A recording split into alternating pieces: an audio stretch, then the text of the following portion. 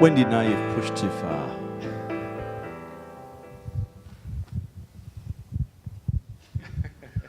I'm not sure, mate. Obviously, I haven't pushed hard enough yet.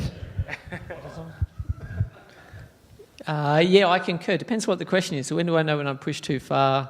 In what way? I think if you've done it ungraciously and with law and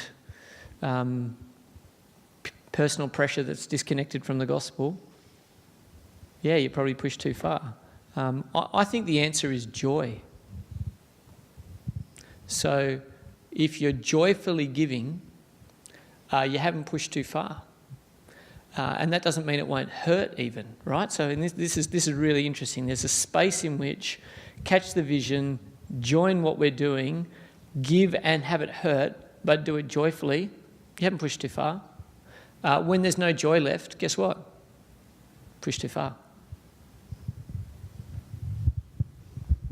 Yeah, I'd just add to what they were saying there. You know, if people are sensing there's a lack of integrity or they're being manipulated or anything else like that, that's pushing too far. Otherwise, you just keep putting the big vision up there and going for it.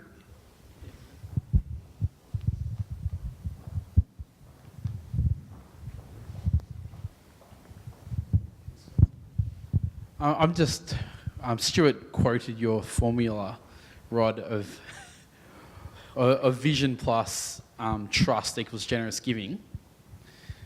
Is there a sense that you need to let the vision settle for a little while before you start to build the trust, before you start pushing for the giving?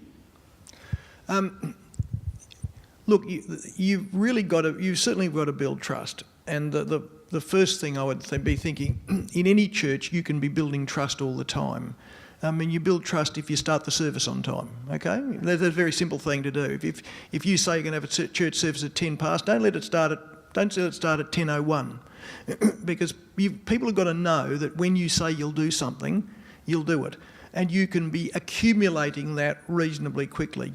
I always thought that you, on the back of a small amount of trust, if you're a new person, you put up a relatively small project. But then you do that project brilliantly, bring it in, give glory to God, thank the people, you build another set of trust. Then you go on and do more and more things. So, I'd been at Fig Tree probably 15 years before I did I'd been there 10 before I knew anything about money, and I'd been there 15 before I tried to do the building project. But in that time, you've baptised babies, you've done weddings, you've done funerals, you've seen people in joy, you've seen them in pain, you've had youth group things that have gone well, all that sort of stuff. People tend to trust you. But so the more trust you've got, the bigger the project you can do, really. But otherwise, you still, you've just got to sometimes go out there and go for it.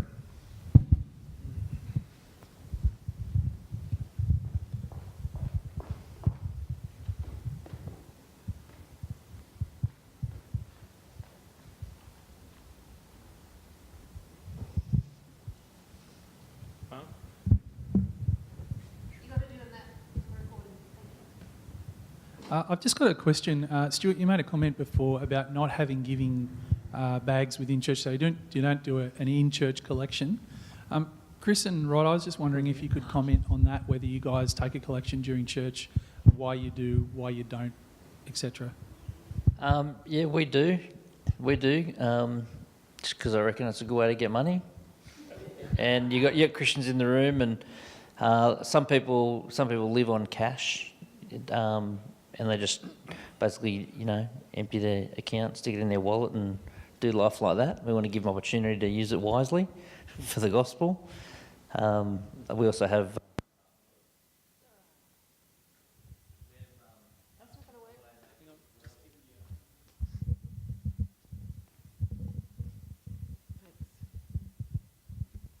it also just makes talking about money kind of normal. You do it all the time. So, yeah, we've chosen to have them every week. Yeah, I'm just thinking, the counter side to Stuart is my son goes to a church where they don't have there's a plate up the back. He thinks it's the craziest thing in the world. he actually goes there. And the last time I went there, I looked for the plate to give them as an offering. I couldn't find it. So I'm all for passing the plate. I joke, pass the plate around again. In fact, I say to the congregation, I am waiting for the day when you're all crying out, pass the plate around again, because we're having so much fun. But different strokes for different folks and different congregations. You've got to work it out, in your own way. But yeah.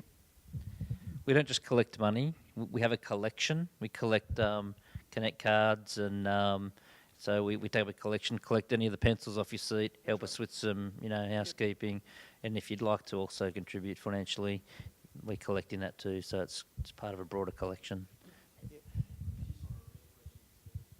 The question was, do we have weekly collection or bags going around? Oh.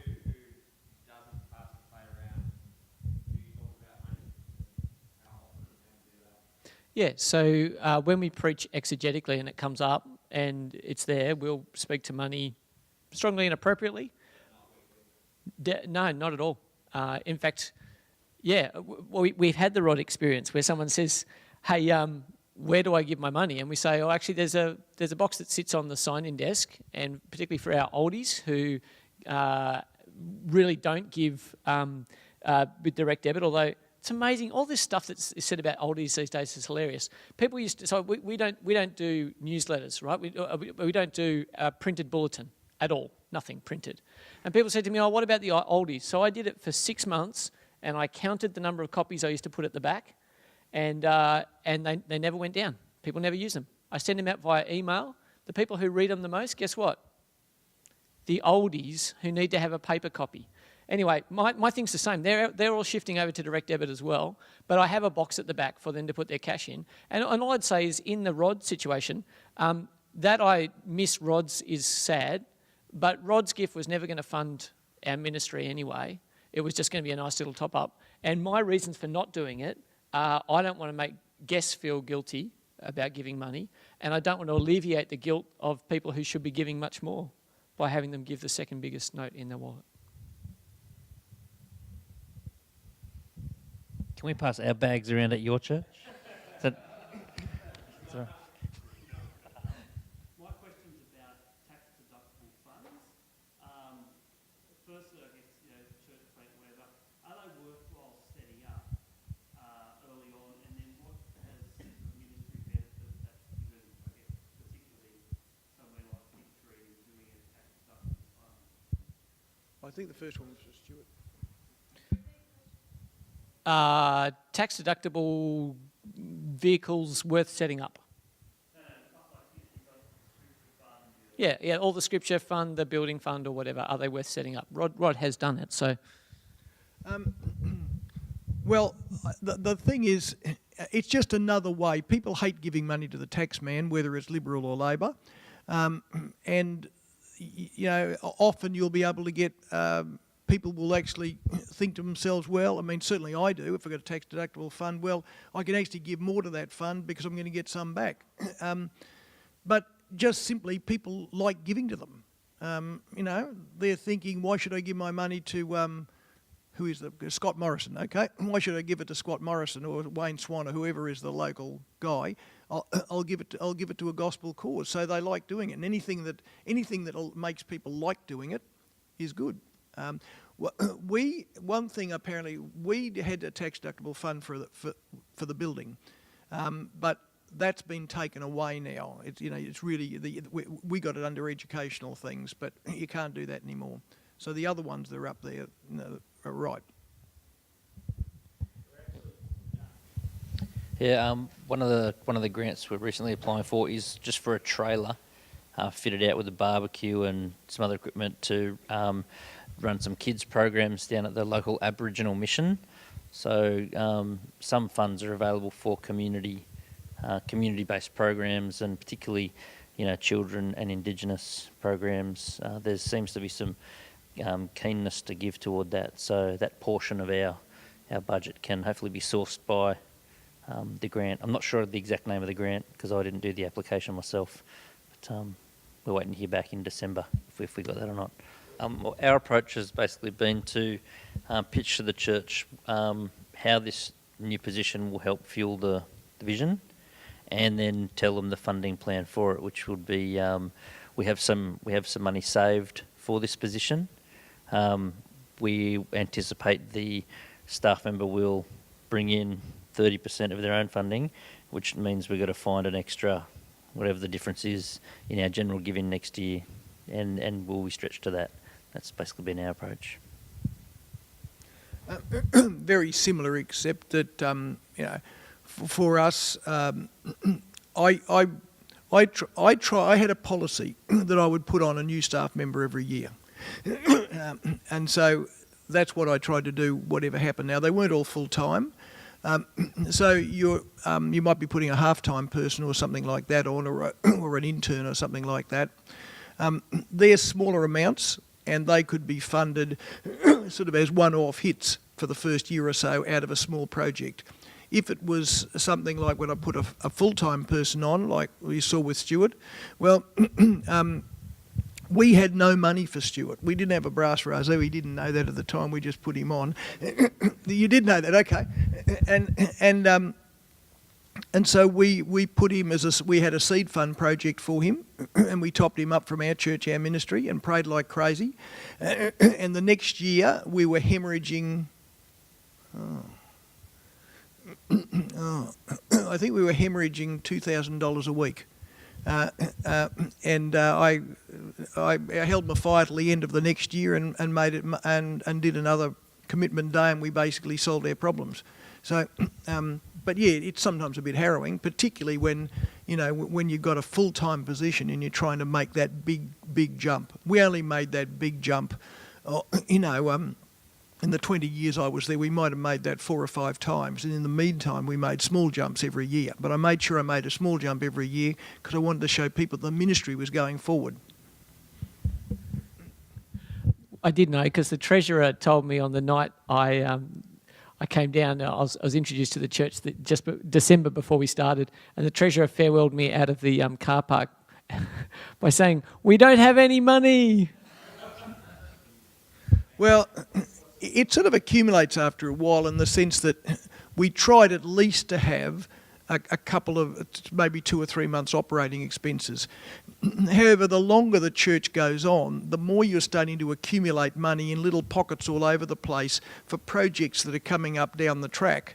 You don't want to use them at all, and you might only use them as an absolute crisis and pay them back. But you've probably got more money than you know you've got. And I had a magnificent treasurer, and we would have these jokes about hollow logs. And I thought I knew all the hollow logs that he had, but he kept having more hollow logs. And he'd come up and say, "Oh, don't get too stressed about that, Rod. We've got something over here." And I'm thinking, where did that come from? So, but sometimes you've got to be very careful about those things, because you will have money accumulated to pay fringe benefits, or money accumulated for some excess staffing thing or something like that. And so you've actually got money sometimes in the church that you generally shouldn't be using.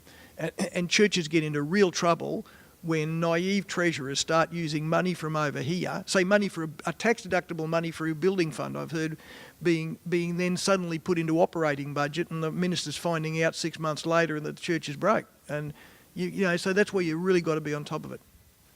Well, 2 things. It does help to marry a professor of accounting, but she didn't do much of that. I did get I did have a magnificent treasurer. There was no doubt about that. I was naturally interested in it, and I also, about a couple of years into my time at Fig Tree, I really knew that organisationally I was struggling, and I was always having people tell me that if I knew a bit more about organisational and professional management, I'd do things better. And because I had Wollongong Uni 10 minutes away, I took myself away and did an MBA. And so I did accounting and I did financial stuff in that. So that helped a little bit more. But the general accounts of a church aren't all that complex, and you should be able to be brought up to speed on that. And I particularly wanted to know how much money we had, how much was going in and how much was coming out. I wanted those sort of things, and I wanted to be all over that.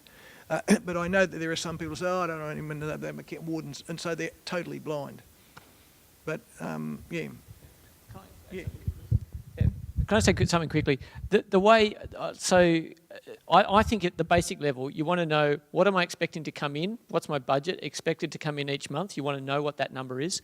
You want to know what the expenses were, see the difference, see that it's more regularly than not positive rather than negative. And what you want to really do is just look through and go, what are the exceptions across all my lines? So where's an odd bump in the carpet? And then drill in and understand it. I don't think it has to be super complex. Are we getting in more than we're seeing go out? If we're not for a particular month, is it the end of the world? We'll know bump in the carpet. Oh, I know what that was. It won't repeat again. We've got enough fat that we think we'll get to the end.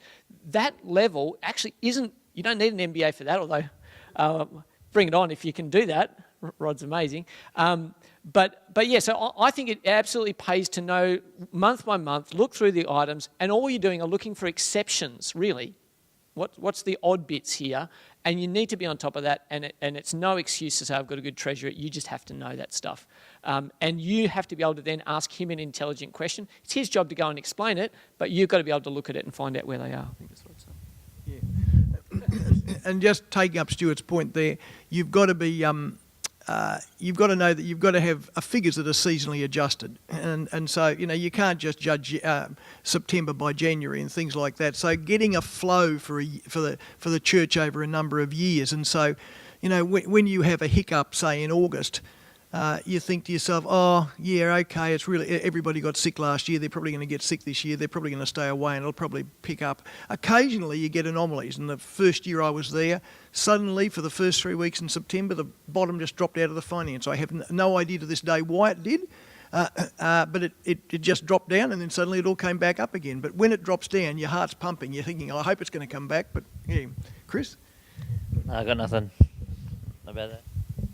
In my particular context, none of us really knew much about church. I'd never put together a budget before. I'd never even been, part of a warden's meeting and heard the budget discussed. The closest thing I'd ever come to a budget was the church AGMs that I was part of, and just dreading the conversation about how come we're overspent by 5 cents on this budget, like that one. I just like a budget talk.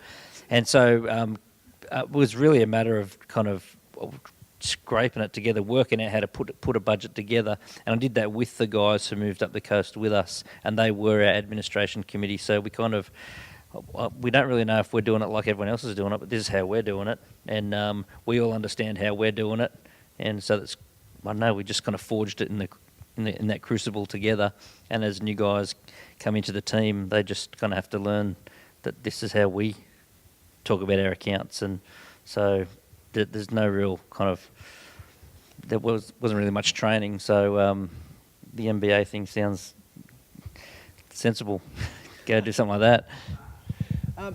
One thing you could do is that you're quite right. There'll be a variety of expertise over Sydney, but most of the guys that many people have gone to my treasurer at Fig Tree, and he has been very generous in basically telling them how to set stuff up.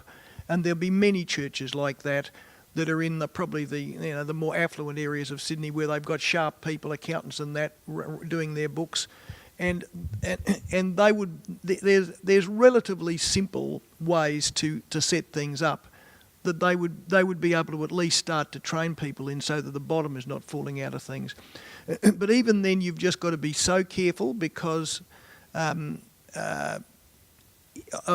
known a couple of ministers of really, really good churches that have come and found that that money that was set aside for some purpose has been used for other purposes, and that they thought the money was flush, and it really wasn't. And they were off doing the things you were saying, preaching the gospel and all the rest of it, and suddenly they find they've got fraud and gosh knows what. So it's just part of the deal, because at the end of the day, when you're the rector, the boss stops with you. Buck stops with you.